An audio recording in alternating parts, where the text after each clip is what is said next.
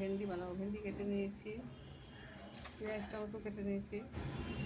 এখানে কালো জিরা দিয়ে তেলটা বসিয়ে দিয়েছি।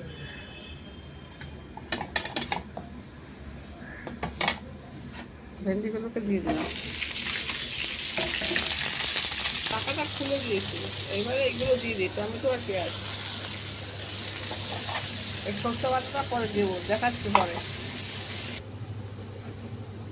একটু সরষের তেল দিয়ে দেবো এই এর ভিতরে। সরষের তেল দিয়ে ভিজিয়ে দিলে দিতে হবে। আরে আমাদের পাম্প সব খারাপ, কী যে অবস্থা ঘরের বাড়ির। পাম্প খারাপ, মিস্ত্রি পাচ্ছি না। সে হেদুয়ার থেকে মিস্ত্রি আসবে, কী অবস্থা। এই দেখুন, এবারে সরষেটা দিয়ে দেবো, ভালো করে ঘেটে দিই সরষেটা। এবার তেল আছে, লঙ্কা আছে, এই সর্ষে দিয়ে দিয়েছি। এবারে চাপা টাকা দিয়ে দিই, পরে দেখাবো। দেখুন ঢাকা খুলে দিয়েছি, আমার ভেন্ডি চচ্চড়ি হয়ে গেছে। কেমন লাগছে? ওরা কাতলা মাছ করতে গেলাম না।